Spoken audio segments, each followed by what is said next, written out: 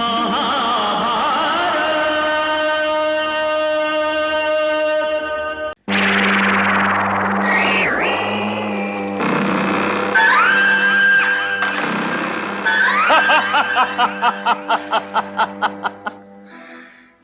तो तुम्हारी पराजय हुई शकुनी।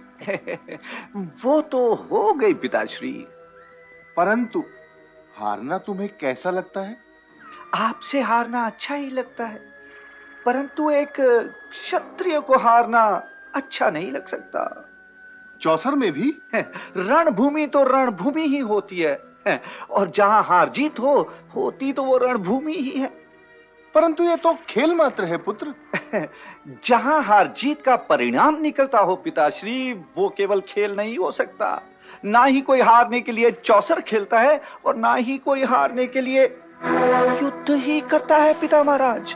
भरतवंश संरक्षक शांतनु पुत्र अपराजय वीर गंगा पुत्र भीष्म पधार रहे हैं। स्वागतम गंगा पुत्र भीष्म, स्वागतम। पुत्र, इन्हें प्रणाम करो। इनके चरण स्पर्श करना गंगा स्नान के समान है। प्रणाम। चिरंजीवी रहो वत्स। मेरा पुत्र शकुनी, आइए पधारिए।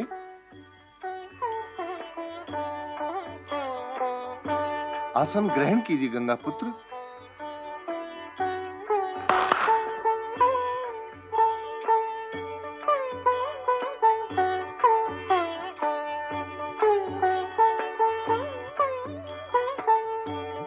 ये गांधारी अनारों का रस है गंगा पुत्र।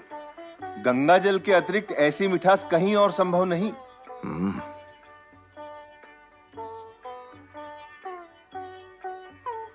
मीठा है, परंतु इससे अधिक मिठास भी संभव है गांधार नरेश। आप बुरा न मानिए गांधार नरेश, मेरे लिए इन अनारों के रस से कहीं अधिक मिठास आपकी उस हां में होगी जो यदि आपने मेरी प्रार्थना सुनकर की।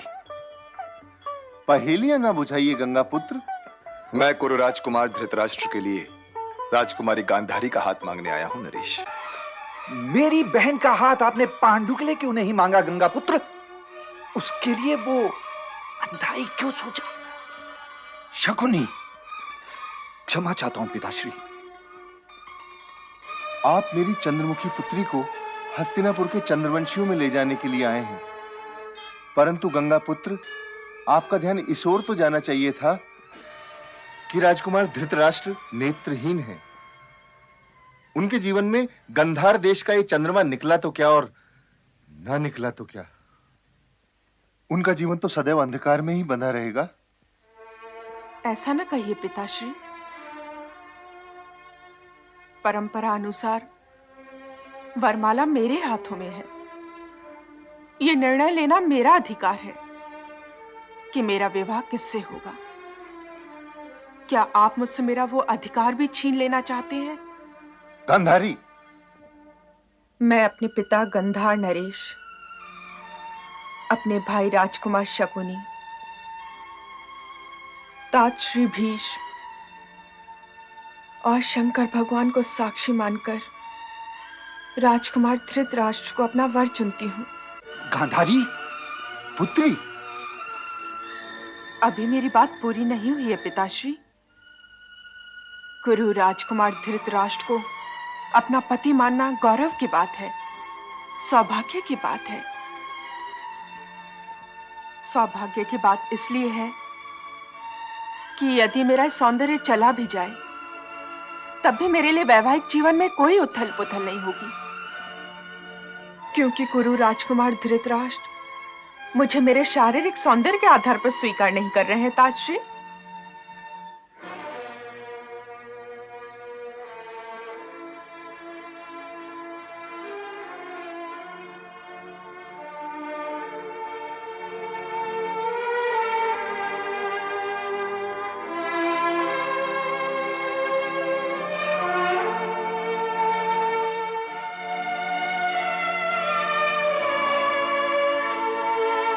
ये क्यों गांधारी?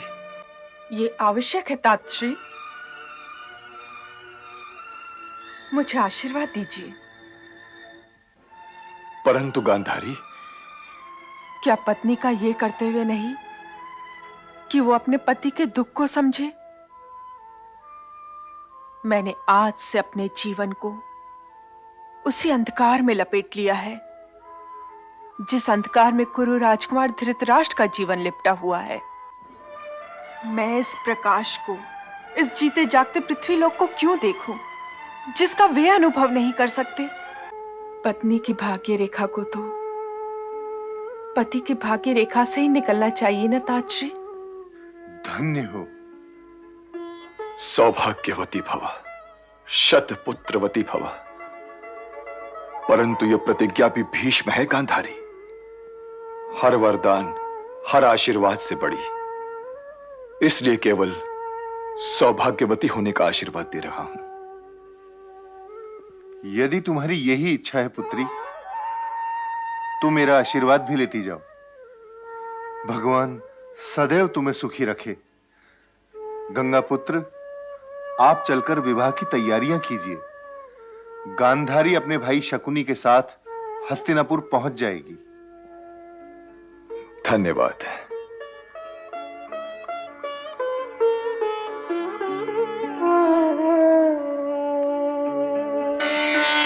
अंबिकानंदन महाराज धृतराष्ट्र की जय, महारानी गांधारी की जय, महाराज धृतराष्ट्र की जय, महारानी गांधारी की जय, महाराज धृतराष्ट्र की जय, महारानी गांधारी की जय, महाराज धृतराष्ट्र की जय, महारानी गांधारी की जय, महाराज धृतराष्ट्र की जय, महारानी गांधारी की जय।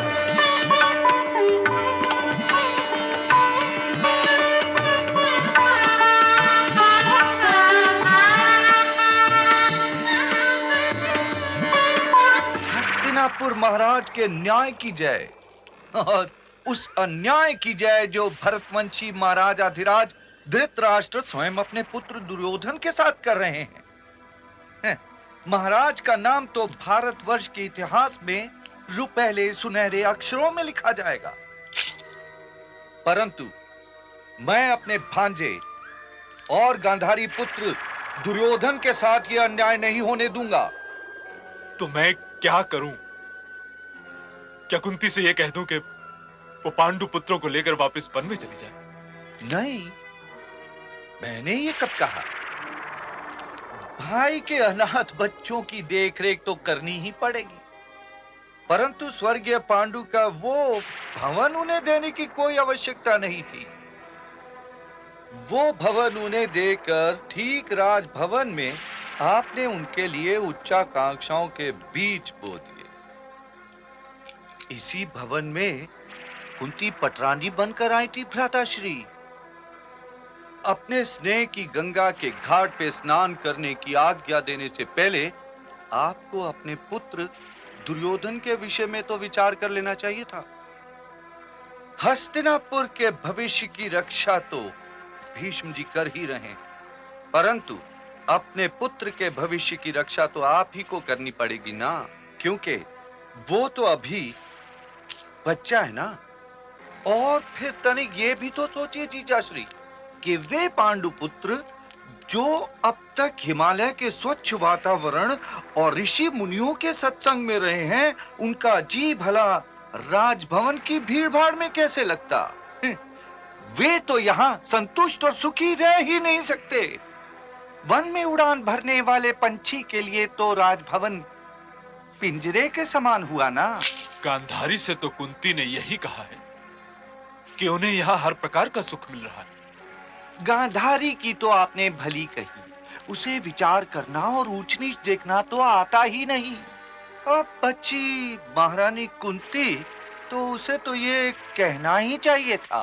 परंतु फिर भी इस राजभवन पर पांडवों का अधिकार दुर्योधन से कम नहीं है।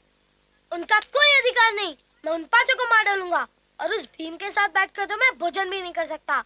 और वो अर्जुन न जाने क्या समझता है अपने आप को। मैले धूल भरी वस्त्रों समेत पितामह की गोदी में चढ़ गया। ये लोग राजभवन में रहने योग्य नहीं है पिताश्री। वत्स वत्स, अपनी उत्तेजना को दबाओ वत्स। अपने पिताश्री के अन्याय को सहन करना सीखो। और अब आप भी विश्राम कीजिए महाराज, परंतु सोते जागते अपने राज मुकुट को कस के पकड़ना ना भूलिए। चलो वत्स, चलें।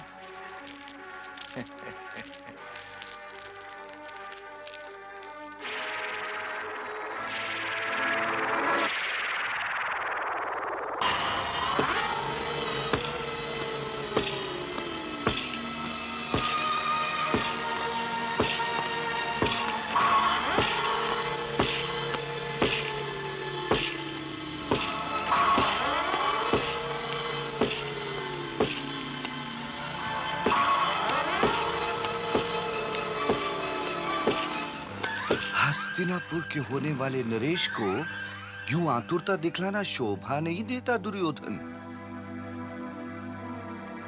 राजनीति का पहला नियम यह है कि राजा के मन की अवस्था का तो उसके अतिरिक्त किसी और को ज्ञान ही नहीं होना चाहिए। और तुम्हारा मुखमंडल तो एक भोजपत्र की भांति कोई भी पढ़ सकता है। मामाश्री, आप जो कहते हैं मैं केवल वही कहता हूं और करता हूं, परंतु फल स्वरूप तो अब तक इसके अतिरिक्त कुछ हाथ नहीं लगा कि राजकीय कोष लगभग रिक्त होने को है और युधिष्ठिर की लोकप्रियता में कोई अपक्ष दिखाई नहीं देता। दिखाई देगा, प्राणों से प्रिय दुर्योधन दिखाई देगा। मैंने पुरोचन जी को इस शुभ कार्य में लगा दिया है। पुरोचन? वो बूढ़ा वास्तुशिल्पी? वो क्या कर सकता है? पुरोचन जी वो कार्य कर सकते हैं जो एक पूरी सेना नहीं कर सकती भांजे। वारणावत में तो शिव समारोह हो ही रहा है ना? जी हाँ, और मैं उसमें जा भी रहा हूं। नहीं, इस वर्ष वहां युवराज युधिष्ठिर ही जाएंगे। पहेलियां मत बुझाइए मामाश्री। तुम में यही एक दोष है कि वाक्य पूरा सुनने का कष्ट ही नहीं उठाते भांजे। बीच में ही बोलने वाले पर टिप्पणियां करने लगते हो। मैं वहां पुरोचन जी से युवराज युधिष्ठिर के लिए 1 लाख से गृह बनवा रहा हूं। केवल 1 चिंगारी और युवराज युधिष्ठिर की कथा समाप्त। लाक्षागृह? क्षमा चाहता हूं मामाश्री, सचमुच मेरी बुद्धि भ्रष्ट हो गई थी कि मैंने आपकी चतुराई पर संदेह किया।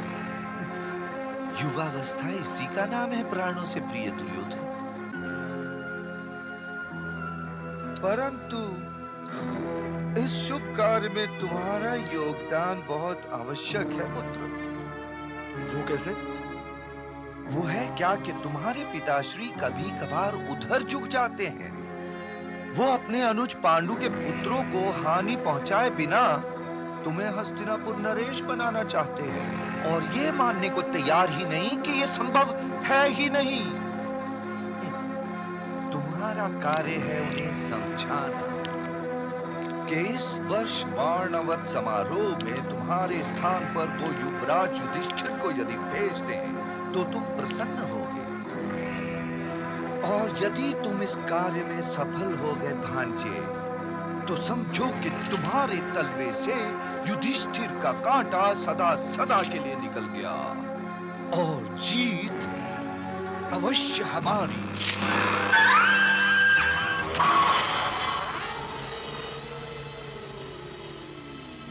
पिताश्री को मैं मना लूंगा।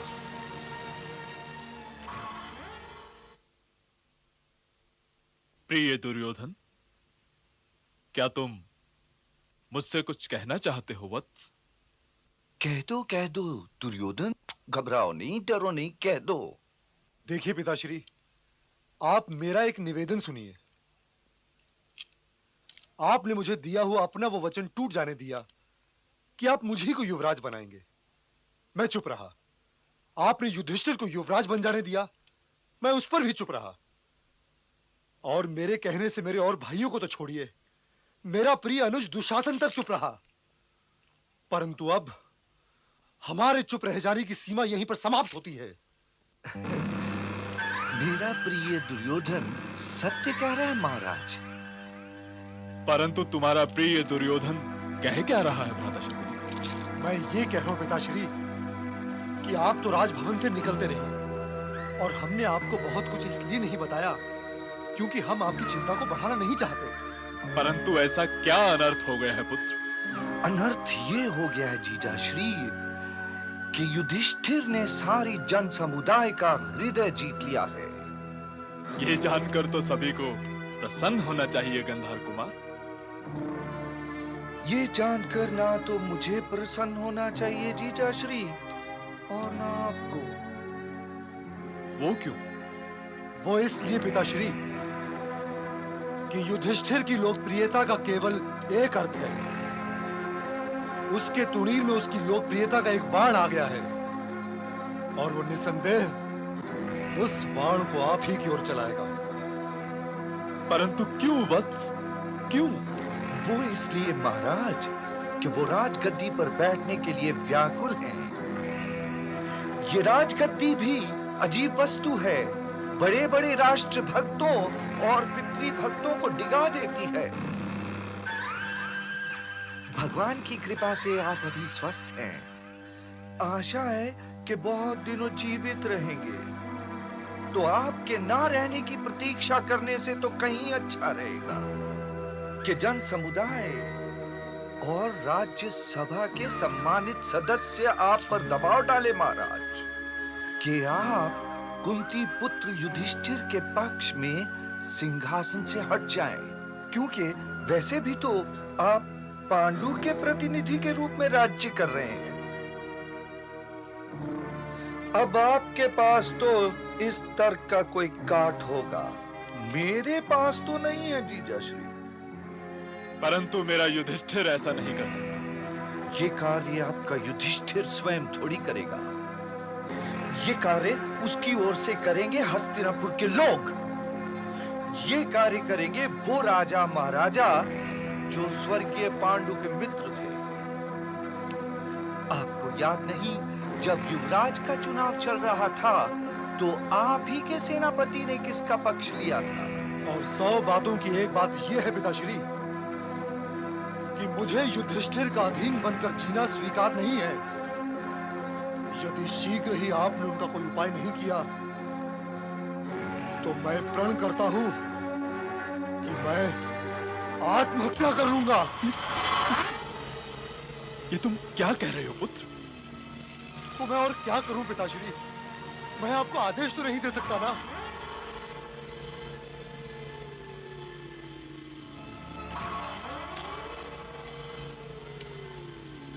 अच्छा, तो ये बताओ कि मैं क्या करूं? भगवान चंद्रमौली शिव शंकर के महोत्सव में महाराज की ओर से भाग लेने के लिए युवराज युधिष्ठिर का ही वाराणवत जाना उचित जान पड़ता है महाराज। वाराणवत? परंतु इस महोत्सव में तो सदैव मैं जाता रहा हूं भ्राता शकुनी। आप इसलिए जाते रहे हैं महाराज कि आज तक हस्तिनापुर के पास युवराज था ही नहीं तो सदा युवराज ही इस महोत्सव में जाते हैं ताकि उनका जन समुदाय के साथ सीधा संपर्क बना रहे। भगवान की कृपा से आज हस्तिनापुर के पास युवराज आ गया महाराज, तो उनका वहां जाना ही उचित होगा। परंतु भ्राता शकुनी, कभी कभार प्रश्न ना करना भी राजनीति है। आप तो जानते हैं कि शकुनी सदैव आपके और आपके परिवार के हित की ही बात करता है जीजा महाराज। आप ही पर तो मुझे विश्वास है। मैं आपके इस प्रस्ताव पर विचार करूंगा। ये सत्य है भ्राता शकुनी कि मैं अपने प्रिय पुत्र दुर्योधन के शीश पर हस्तिनापुर का राजमुकुट देखना चाहता हूं, परंतु इसे भी सत्य ही समझिए कि मैं प्रिय युधिष्ठिर या अन्य पांडवों के साथ जानते बूझते हुए कोई अन्याय नहीं कर सकता। युधिष्ठिर मुझे अत्यंत प्रिय है, वो मेरा आज्ञाकारी भी है। तो फिर आज्ञा दे दीजिए महाराज कि युधिष्ठिर वाणावत समारोह में चला जाए। प्रिय युधिष्ठिर और पुत्र दुर्योधन आ गए? सब लोग आ चुके हैं महाराज, और आप ही की आज्ञा की प्रतीक्षा कर रहे हैं। द्युत क्रीड़ा आरंभ हो।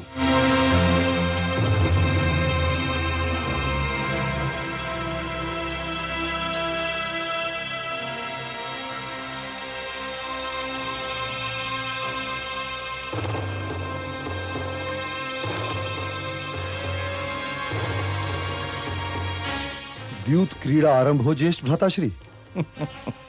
पहले नियम तो बना लो पुत्र। भाइयों के बीच में नियम कैसे मामाश्री? क्रीड़ा तो क्रीड़ा ही होती है ज्येष्ठ भ्राताश्री, इसलिए खेल के शुभारंभ से पहले नियम तो बना ही लेने चाहिए ताकि खेल के उपरांत कोई आरोप न लगा सके। मेरी ओर से तो कोई विशेष नियम नहीं है अनुज, तुम बताओ। मैं तो केवल यह कहना चाहता हूं भ्राताश्री कि दाव तो मैं ही लगाऊंगा, परंतु पांसे मेरी ओर से पूज्य मामाश्री ही फेंकेंगे।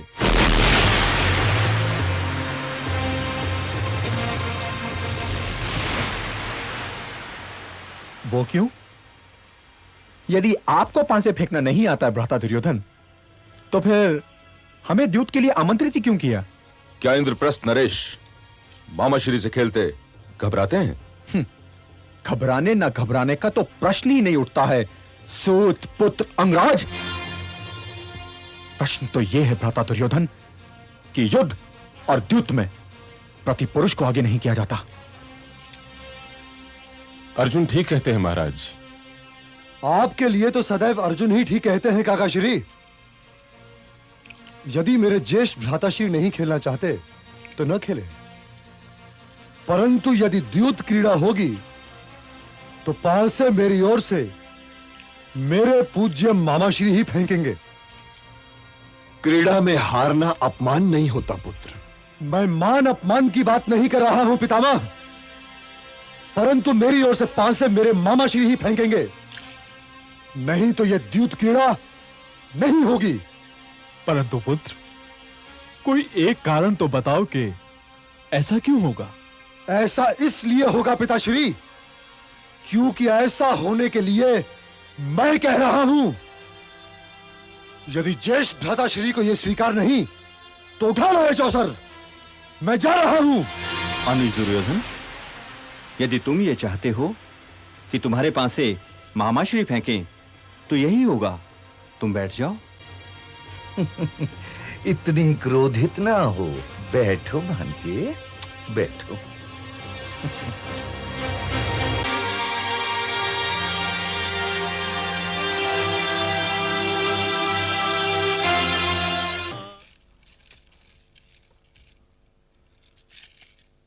तुम इतने चिंतित क्यों लग रहे हो दुशासन? पांडव कल इंद्रप्रस्थ लौटने वाले हैं भ्राताश्री। जाने दो दुशासन, मैं भी जब उन्हें देखता हूं तो मेरी कनपट्टियों के नीचे एक आग सी सुलग उठती है और मुझे लगता है कि ये आग मुझे, मेरे व्यक्तित्व को, मेरे आत्मसम्मान को चाट जाएगी।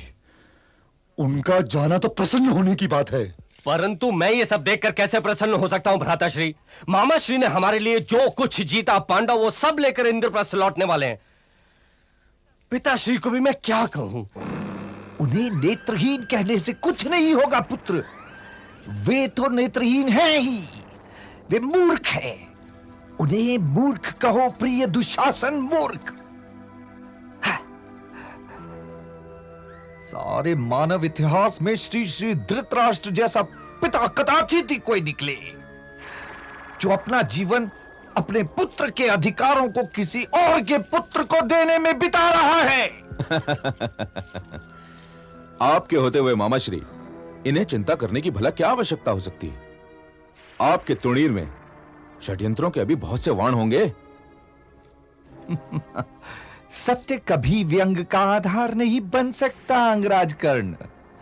हाँ, ये तुमने ठीक कहा। मेरे तुणीर में अभी वाण रिक्त नहीं हुए।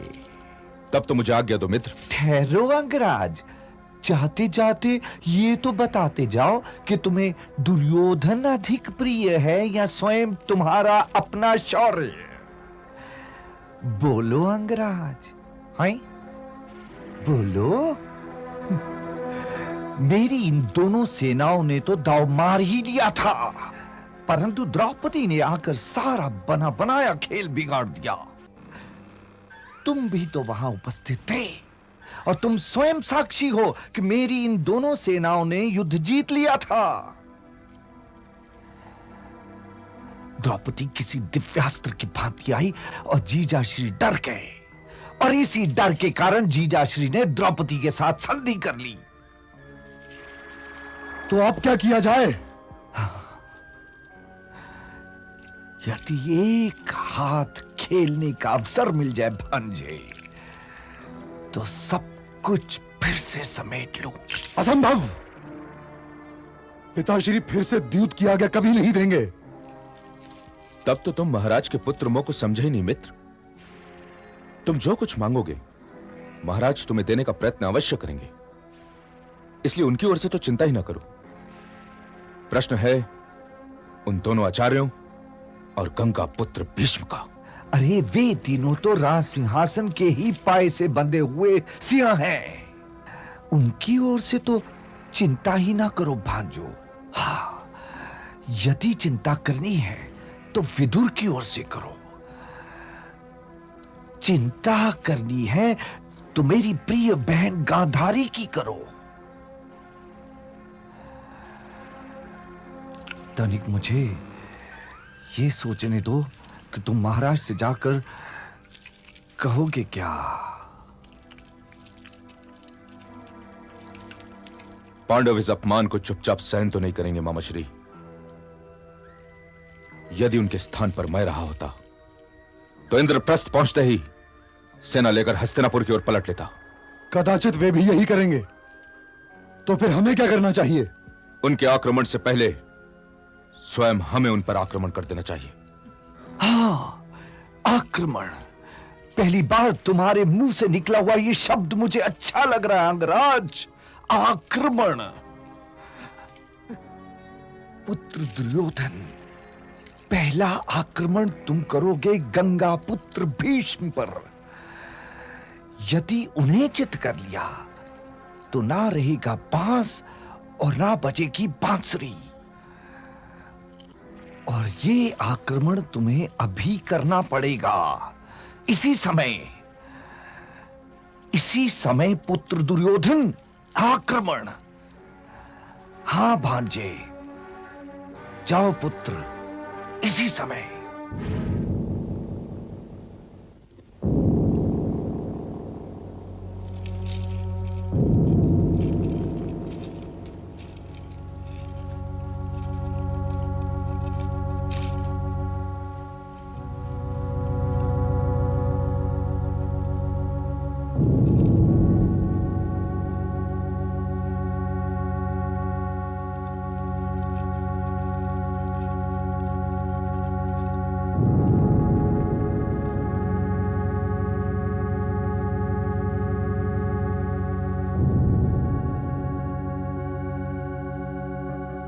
मित्र,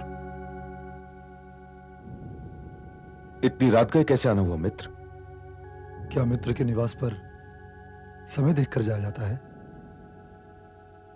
मैं तो बहुत पहले आ गया होता मित्र, परंतु अपने क्रोध की अग्नि को ठंडा करने के पश्चात ही आना चाहता था। मैं तुमसे क्षमा चाहता हूं। काहे के लिए? आज राज्यसभा में पितामह ने जो तुम्हारा अपमान किया, उसके लिए। यदि किसी सूत पुत्र को सूत पुत्र कह दिया जाए तो इसमें अपमान कैसा? अपमान तो उन्होंने तुम्हारा और दुशासन का किया है, परंतु वो तुम्हारे पितामह हैं। तुम लोगों से कुछ भी कह सकते हैं, पर वो मेरे विषय में एक बात याद रखना भूल गए। कि विराट युद्ध में मेरे 13 वानों ने उनके प्रिय गांडीवधारी अर्जुन को भी भेद कर रख दिया था। किंतु उन्हें केवल मेरे घाव दिखाई दिए। अर्जुन से द्वंद्व युद्ध तो मेरा अब होगा और इतिहास साक्षी होगा, और वही आने वाले युगों को बताएगा कि तुम्हारा मित्र कर्ण क्या था और कैसा था। इसलिए तुम मेरी चिंता न करो मित्र। यदि पितामह द्वारा मेरा अपमान हुआ भी, तो इस समाचार ने उस अपमान के घाव पर स्नेह लेप लगा दिया, क्योंकि पांडवों से अब युद्ध की तो ठहर ही गई है। मैं तो फिर भी यही कहूंगा। मामाश्री, अब आप कुछ नहीं बोलेंगे। युद्ध आपका कार्यक्षेत्र नहीं है। आपके षड्यंत्रों के कारण हम लोग भरतवंश के इतिहास को मुंह दिखाने के योग्य नहीं रहे। युद्ध का निर्णय लिया जा चुका है और मैं योद्धाओं की भांति चैन से सो सकूंगा। अरे मैं तो युद्ध को इसलिए टाल रहा था भांजे कि पांडवों को हराने का केवल एक उपाय है, परंतु तुम वो उपाय नहीं करोगे वो उपाय, क्योंकि तुम्हारा अहंकार तुम्हें किसी के आगे हाथ फैलाने की आज्ञा ही नहीं देता। मैं किसी के आगे हाथ नहीं फैलाऊंगा। जीजा श्री ने ठीक ही कहा था कि पराजय तुम्हारे दुर्भाग्य में है, और ये दुर्भाग्य तुम्हें स्वीकार करना ही पड़ेगा। आप किसके आगे हाथ फैलाने को कह रहे हैं मामाश्री? मुझे बताइए ना, मैं भ्राताश्री की ओर से उनके आगे हाथ फैला लूंगा। नहीं, ऐसे विषयों में प्रतिनिधित्व नहीं चलता पुत्र, नहीं चलता। किंतु यदि ये युद्ध दुर्योधन जीतना चाहता है, तो स्वयं इसे जाकर वासुदेव से सहायता मांगनी ही पड़ेगी। यदुवंशी बड़े शक्तिशाली हैं। उनकी सेना भारतवर्ष की सबसे उत्तम सेना है। हाँ, यदि युद्ध हारना चाहते हो तो ना जाओ वासुदेव के पास, परंतु यदि ये युद्ध जीतना चाहते हो तो वासुदेव की उपेक्षा नहीं कर सकते पुत्र, नहीं कर सकते वासुदेव की उपेक्षा। जाओ वासुदेव के पास अभी। मैं तो इसे ही उचित समझता हूं कि हमें युधिष्ठिर के पास यह संदेश भेज देना चाहिए कि हम उस वासुदेव कृष्ण की माया से भयभीत नहीं हुए। स्वयं हम भी वो सब कुछ कर सकते हैं जो उसने करके दिखाया है। हम भी रूप बदल सकते हैं, हम भी माया द्वारा आकाश में उड़ सकते हैं, रसातल तक जा सकते हैं और इंद्रपुरी में प्रवेश कर सकते हैं यदि हम चाहें तो। हाँ भांजे, हाँ, पहला दूत उनकी ओर से आया था, तो अंतिम दूत हमारी ओर से ही जाना चाहिए। इन बातों में क्या रखा है मामाश्री? अब तो हम रणभूमि की ओर कूच करने ही वाले हैं, और वहीं उनके और हमारे बाहुबल की परीक्षा भी हो जाएगी। हास्य रस तो तुम्हें छू ही नहीं गया अंगराज, छू ही नहीं गया, परंतु मेरे विचार में तो यही ठीक रहेगा। परंतु मामाश्री, आपके विचार से वहां किसे भेजा जाए? यदि मित्र कर्ण को भेजा जाए तो कैसा रहेगा? अरे ऐसा तो सोचना भी नहीं भांजे, हैं? ऐसा तो सोचना भी नहीं भांजे, क्योंकि यदि अंगराज को वहां भेजा गया और इनको उनकी कोई कही हुई बात बुरी लग गई, तो ये तो वही युद्ध आरंभ कर देंगे और तब तक नहीं लौटेंगे जब तक ये विजय प्राप्त न कर ले। तो फिर तुम्हारी और मेरी प्यास का क्या होगा? क्या होगा तुम्हारी और मेरी प्यास का? इसलिए प्रिय दुर्योधन, मेरे विचार में पुत्र उल्लूक को उनके पास भेजना चाहिए, ताकि युद्ध से पहले ये भी तो उन्हें देख ले। यही उचित रहेगा मामाश्री, क्योंकि युद्ध के उपरांत तो वो देखने योग्य भी नहीं रह जाएंगे। बिल्कुल ठीक कहा भांजे।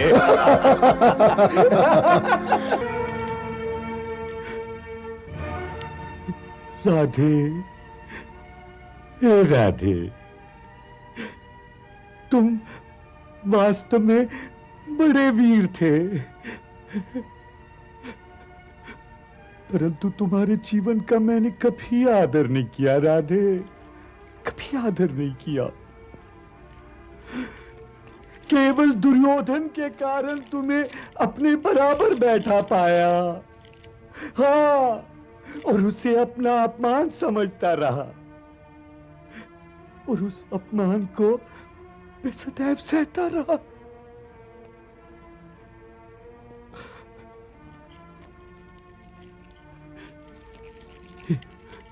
हे सूत पुत्र, हे राधे,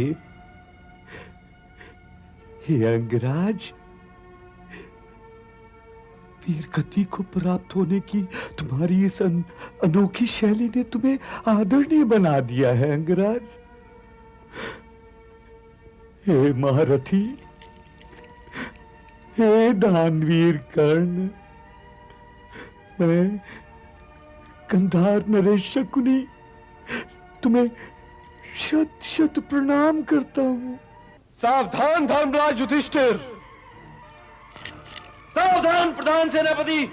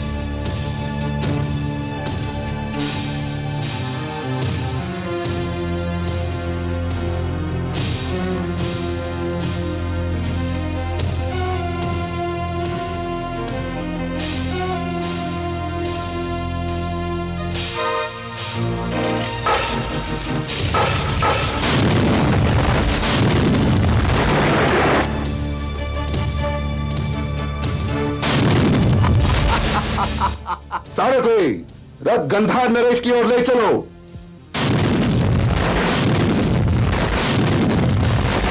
गंधार नरेश, सावधान। भांजे सहदेव, ये पांडवों ने किससे सावधान करना सीख लिया भला? हाँ? ये तो वीरों की परंपरा है भांजे। ये युद्ध क्रीड़ा भवन नहीं है गंधार नरेश, ये रणभूमि है। यहां पासे नहीं, वहां चलते हैं। कपट तो फिर कपट होता है ना भांजे, चाहे वो झूठ क्रीड़ा ग्रह हो या फिर रणभूमि। संभाल भांजे।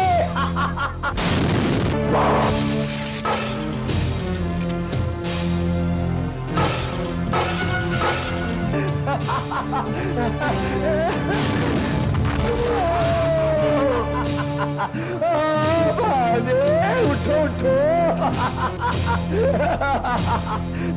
भांजे, गंधार नरेश।